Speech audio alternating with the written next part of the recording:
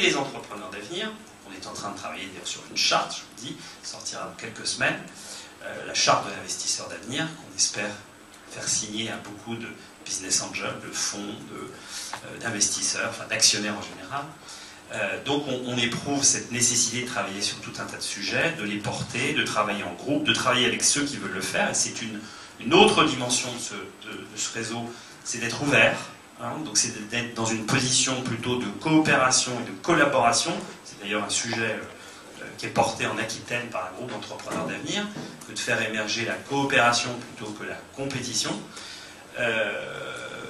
Et donc je lance cet appel à tous les réseaux qui sont représentés ici éventuellement. On travaille déjà avec une bonne douzaine de réseaux tels que le CJD, les réseaux d'accompagnement à la création d'entreprises, Réseau Entreprendre, France Initiative, l'Union des couveuses, les réseaux de l'économie sociale aussi, le mouvement des entrepreneurs sociaux, Ashoka, etc., etc., les réseaux féminins, Femmes 3000, Paris Pionnière.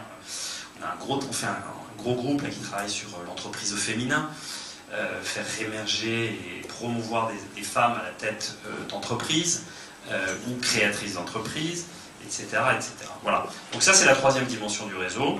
Je ne vais pas vous citer notre charte parce que ça va être un petit peu long, mais en gros, elle recouvre des notions dont on a parlé depuis ce matin, c'est-à-dire la notion de temps, réintroduire le temps dans tous les actes pris par le dirigeant et par l'entreprise, la temporalité, l'intégrité, dont on parlait tout à l'heure, l'équité, le partage, l'équilibre, la solidarité, l'implication, l'engagement, la lucidité, sur ce qu'on est, ce qu'on fait quand on est dirigeant, et puis la perfectibilité, bien évidemment, qui est la dimension essentielle sur laquelle on doit travailler, et c'est une des dimensions de ce réseau Entrepreneurs d'avenir, c'est de progresser. Comment on fait pour progresser tant en interne, c'est-à-dire dans sa propre entreprise, dans son écosystème, mais comment on fait